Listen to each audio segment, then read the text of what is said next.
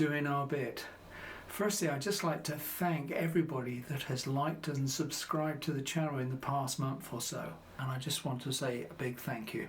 Today we're going to be looking at electric vehicles, EVs for short, just why we need to switch from internal combustion engines, ICE for short, and just when, for us, switching will be practical.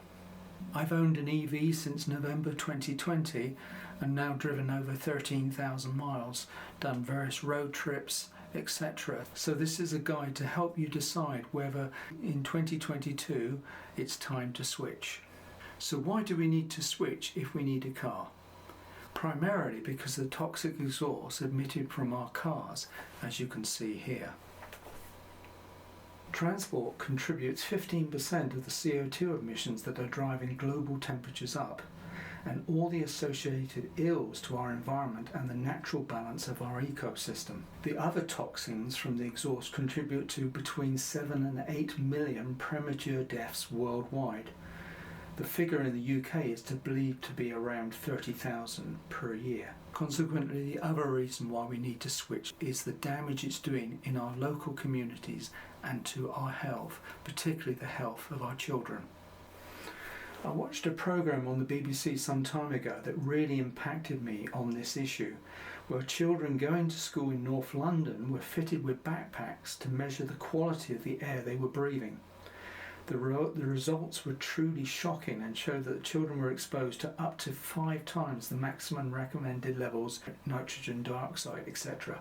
How have we been conned for so long that it's okay to expel this exhaust fumes into the very air that we breathe, which impacts every living thing on this planet? It really is truly shocking. But even more shocking still is the fact that the fossil fuel industry has known the damage their product will do to our climate and environment since the late 1970s, but did nothing. Worse than that, they have spent millions funding misinformation and sponsoring politicians to champion their cause and protect their interests.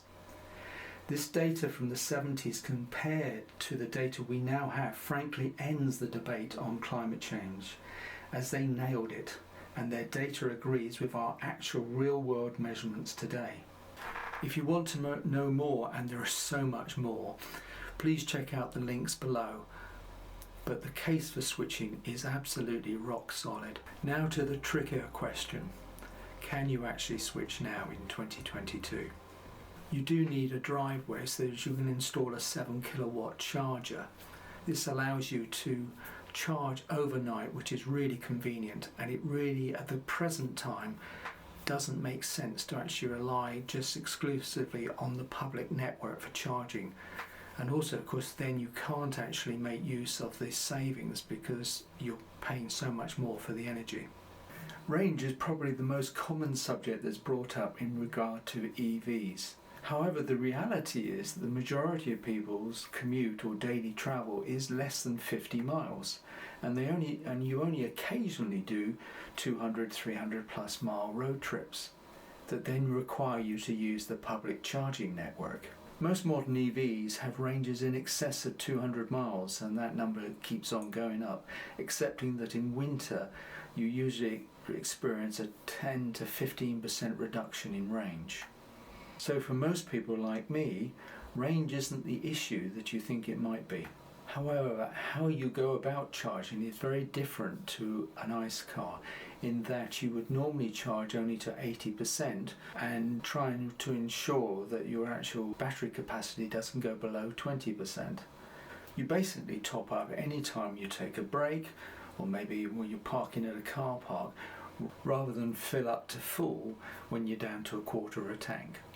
However, you do need to plan where you are going to charge and not be time pressured due to issues regarding the charging time and reliability I will speak more about later. If you regularly do 200 plus mile journeys for work under time pressure, an EV is not for you unless you can afford a Tesla due to their excellent charging network and inbuilt software which removes this need to plan ahead. If you regularly tow a caravan or want to do long distances without stopping with maybe a ski rack or a bike rack, or trailer, then really at the moment the range on an EV is not sufficient, because it does reduce significantly when you've got this sort of load in tow. The good thing is there are solutions in the pipeline to address this in terms of range, so it's just a question of waiting really. Finally, the final reason you may not be able to switch now is simply the cost. There is no arguing that electric vehicles are expensive to buy, despite the fact that they are much cheaper to run, providing you can charge at home. So what are the solutions that are coming that are going to mean that you can switch? Regarding cost, the two things that are really going to drive prices down are developments in battery chemistry, so they don't actually use the expensive elements like lithium, nickel, cobalt, manganese, and also manufacturing techniques. One of the big advantages of EVs is the simplicity, and as Elon Musk has demonstrated, the best part is no part at all, and certainly having less and less parts will actually speed the time it takes to actually build them, which again will drive prices down. The charging network is obviously the really headline issue, and there is no doubt that the infrastructure is not as it needs to be. One of the things that has definitely improved is that whereas before you used to always have phone apps, multiple ones on your phone in order to use the charging network, more and more are going over to contactless, which is great, which means you can just flash your credit card and you're off. Reliability and availability is probably the two big issues. Whereas I don't think it's as bad as it's been painted in some cases, there are definitely issues. I found InstaVolt and GridSurf to be excellent, but I have also found chargers that don't work, are not reliable. Another problem is the number of chargers. Because of the fact, generally speaking, you're going to be charging for 30 minutes, then you may find you have to wait at a charger because there's only two available. But they are definitely improving things, and the number of companies involved and the amount of investment involved is really impressive. So I think this is a temporary problem and will become even more temporary as the range on EVs increases, so that in fact actually the need to charge will decrease over time. So apart from the obvious environmental benefits, what are the other benefits of switching? Firstly, performance and one-pedal driving. Two of the fastest production cars are currently electric. Rimac just merged with Bugatti says it all. The Bugatti Chiron quarter mile time is 9.6 seconds at a speed of 155 miles an hour, whereas the Rimac Navara does a quarter mile in 8.6 seconds at an incredible 167 miles per hour. It's important to realise that electric cars are not like automatic petrol and diesel cars, because in an auto ICE car, the car is, assuming you're not changing the paddles, deciding when you change gear. There are no gears generally in an electric car. There are exceptions. And no transmission system between you and the engine. You are directly connected to the power. When you press start, it just says ready on the dash. The microsecond you touch the accelerator pedal, you have full power. Instant torque. Regen brakes also is great for smooth driving, effectively using the engine to brake while generating electricity and saving your brake pads and those PM 2.5 emissions. Electric vehicles are much cheaper to run and to service. A traditional ICE car has 2,000 moving parts, whereas actually an electric car has less than 200 moving parts.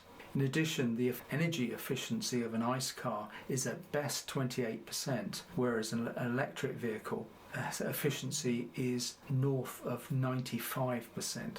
If you can charge at home, particularly via solar or off-peak overnight electricity, you can be driving 1,000 miles for approximately £15 to £20. And for me, a saving of north of £2,000 a year based on 12,000 miles per annum. Another benefit is actual space. Compared with an equivalent ICE car, you'll find that EVs have got a lot more space inside the cabin and in the boot, and also in the frunk, which could be space actually in the front of the vehicle simply because you don't have an engine. Things that are just impossible with ICE cars are possible here, as EV development has only just begun. Porsche, as I said, has actually got 2 linear gears in their Taycan model, And obviously, as energy density increases, there is no end to the refinements to handling that can be achieved, especially as the weight, unlike an ICE car, is evenly spread over all the wheels. All types of transport are possible, even those flying cars are in development now, and no longer science fiction. It's just going to get better and better, and the sky really is the limit. Do check out all the notes I put below, because there are actually quite a lot of links which allow you to actually dig deeper into this subject, and also some really good channels like the Electric Viking and Fully Charged, which will give you really in-depth detail of what is an incredibly exciting and ever-changing market. I hope you found this video interesting, and if so, please like and subscribe, and I look forward to seeing you in the next one.